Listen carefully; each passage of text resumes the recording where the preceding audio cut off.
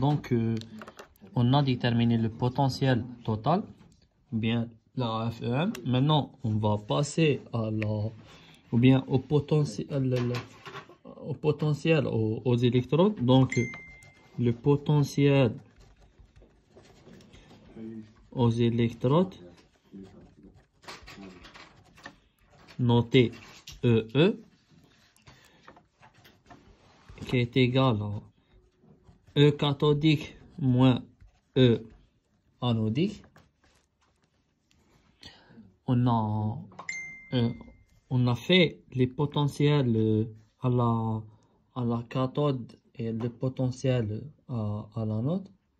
Je pense qu'on a déjà calculé ces valeurs.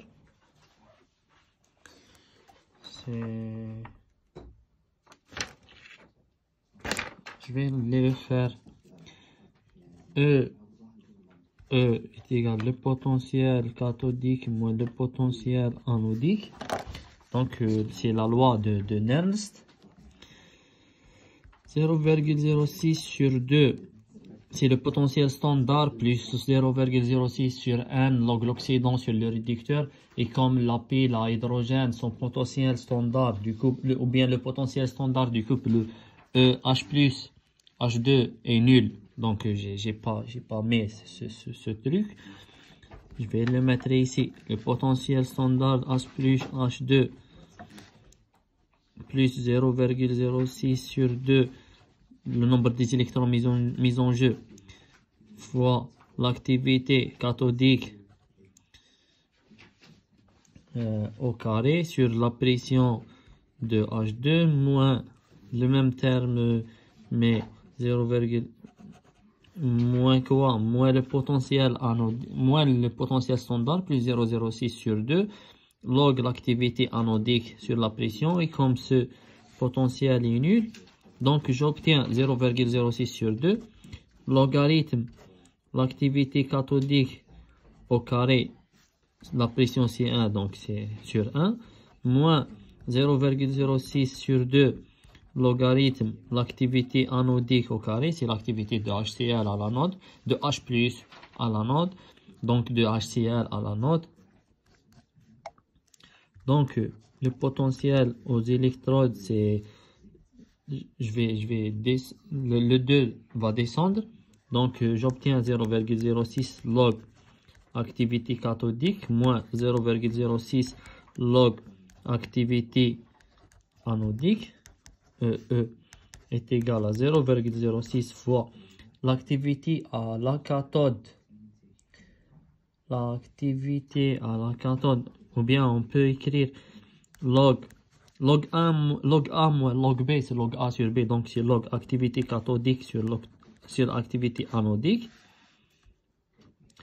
On obtient 0,06 log, on a calculé l'activité cathodique, elle est égale à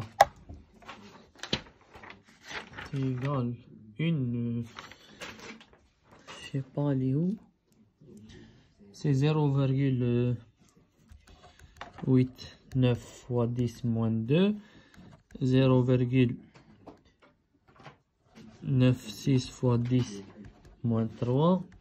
Donc le potentiel aux électrodes égale 0,06 fois log le rapport 0,89 fois 10 à la puissance de moins 2 sur 0,96 fois 10 à la puissance de moins 3.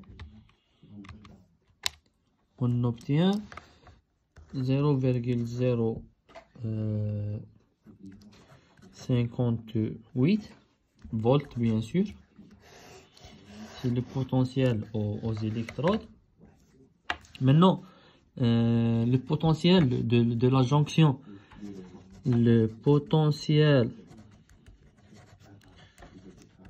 de la jonction, noté EG, on sait que E total est égal à EE plus EG.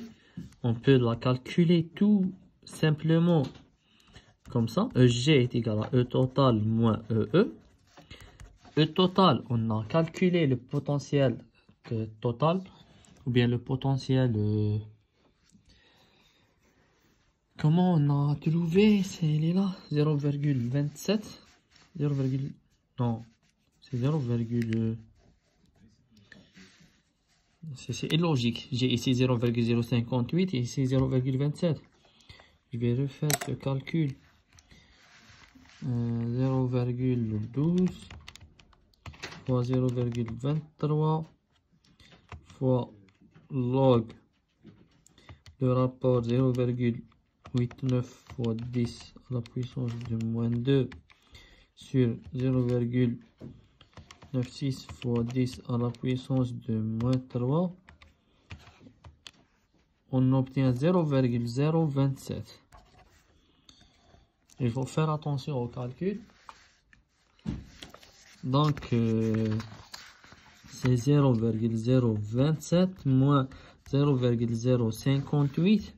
Le potentiel aux jonctions est égal à 0,027 moins 0,058. On obtient une valeur négative.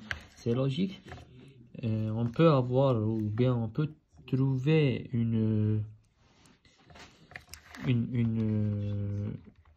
un potentiel de la jonction négatif. On obtient 0,031 moins 0,031 volts. C'est le potentiel de la jonction. C'est la première méthode pour calculer le potentiel de la jonction. On peut écrire une... S'ils ont demandé dans un autre exercice ou bien dans un examen d'écrire le potentiel de la jonction en fonction de T plus ou bien de T moins et aussi en fonction de potentiel aux électrodes, voici les étapes qu'on va les suivre. On a toujours, c'est la deuxième méthode pour trouver le potentiel de la jonction. E jonction est égal à E total moins E. E total, on a 0, est égal à 0,06 sur n, donc sur 2 log le QR moins le potentiel aux électrodes, donc moins le potentiel cathodique moins le potentiel anodique. E de la jonction est égal, le QR c'est l'activité cathodique sur l'activité anodique. C'est déjà fait, c'est moins 0,06 log l'activité cathodique sur l'activité anodique sur 2 témoins.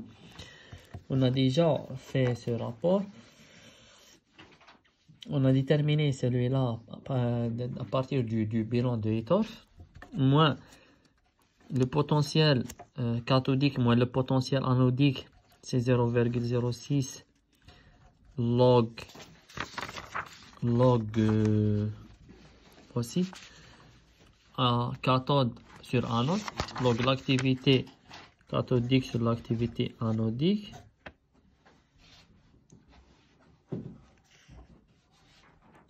Non, je pense que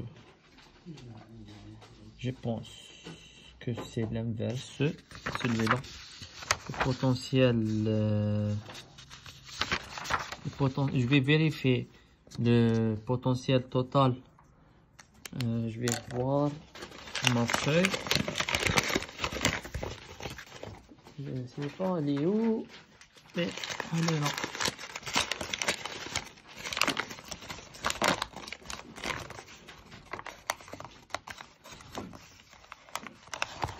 Voici mon potentiel qu'on a trouvé. C'est moins 0,06 anode sur cathode. Anode sur cathode. C'est anode sur cathode. E jonction est égal à... Donc, moins log A sur B est égal à log A sur B, log B sur A, donc j'inverse. Et deux témoins vont descendre. Donc, on obtient plus, et j'inverse le rapport. Donc, 0,06 fois deux témoins log activité cathodique sur activité anodique, moins 0,06 log activité cathodique sur activité anodique. Jonction est égale, j'ai ce terme et ce terme, 0,06 log activité cathodique sur l'activité anodique comme facteur, fois 2 témoins, moins 1. Celui-là, 0,06 log activité cathodique sur activité anodique, voici. C'est le potentiel aux électrodes. Donc, E de la jonction est égal à E fois 2 témoins moins 1. Donc, E de la jonction est égal à le potentiel aux électrodes qu'on a calculé, c'est 0,58. 58, oui. Fois 2 témoins, c'est 0,23. Témoin, il est où? On a dans l'exercice le T+, c'est 0,77. C'est T+, donc T-, 0,23. Donc 2 fois 0,23 moins 1. E de la jonction est égal à combien? 0,058 fois 2 fois 0,23 moins 1. On obtient la même valeur, 0,031 volts. Avec les deux méthodes, on a trouvé la même valeur. Donc, c'est 0,031 volts. Maintenant, on va passer à la dernière question. Je pense. C'est la troisième question. On a déterminé les grandeurs ET, EE et EG. Maintenant, la troisième question de cet exercice. Troisième question. On installe entre les deux compartiments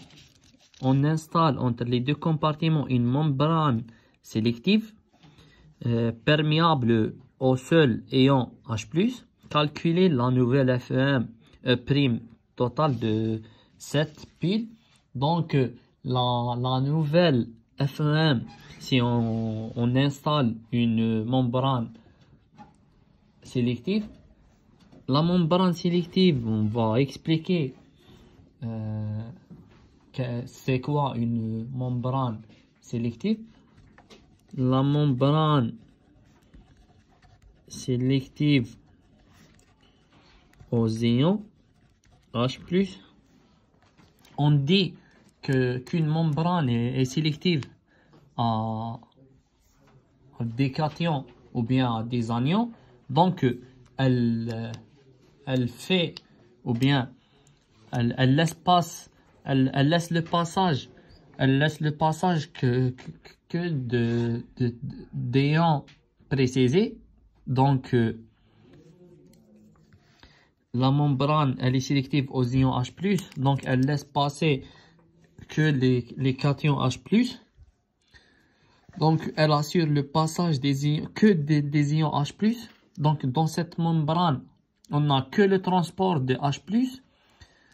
Donc, tout le transport est pour H+. Une membrane sélective a un type des ions. Donc, tout le transport est que pour ces ions. Comme si on a un bus qui est qui assure le transport que pour les garçons. Donc, dans ce bus, on va trouver que des garçons. On va pas trouver des filles. Donc, le nombre total des personnes dans ce bus, c'est qu'on trouve 100% des garçons. Donc, dans ce cas, le transport est 100%. 100% pourquoi? Pour les garçons. Maintenant, dans les cas des cations, on va trouver 100%. On va assurer le transport de 100% des H+. Et ce pourcentage, comment on détermine ce pourcentage? C'est par le transport. 100%, donc si on a 50, le bus prend 50 personnes, donc on va trouver 50 places avec 50 garçons. 50 sur 50 sur 1. Donc le transport est égal à 1. Donc T plus est égal à 1. On a T garçon est égal à 1, T fille est égal à 0. Donc T plus est égal à 1 et T moins est égal à 0. C'est ça le sens d'une membrane sélective. Il n'y a que le transport des H+. Le transport des H+, donc T plus. T plus est égal à 1, T moins est égal à 0. Donc, la nouvelle FEM E' total, en appliquant la loi, c'est moins 0,06 sur n log le QR, sachant qu'on a l'expression en fonction de témoin. Ici, donc, E' total, le QR, c'est A, c'est l'activité anodique sur l'activité cathodique.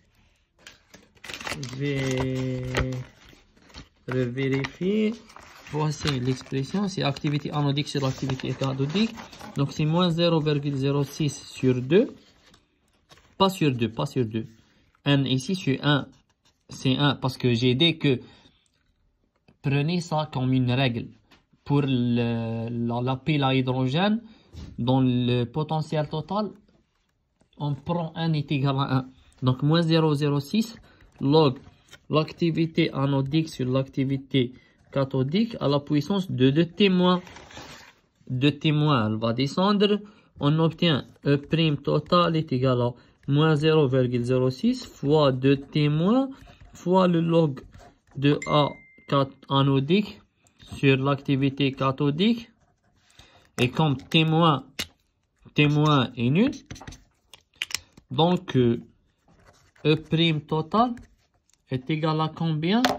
C'est égal à 0 volts. On peut aussi déterminer le potentiel ou bien aussi on a que E' ou bien E est égal à le potentiel aux électrodes plus le potentiel de la jonction. Et comme le potentiel total ou bien la FEM elle est nulle, donc on obtient quoi? On obtient E est égal à moins EG. Donc c'est comme ça. Et on a calculé le potentiel aux électrodes. On a trouvé 0,058. Donc le potentiel de la jonction c'est moins 0,058. 58 quoi? Volts et volts. Il faut préciser. Et on a terminé l'exercice.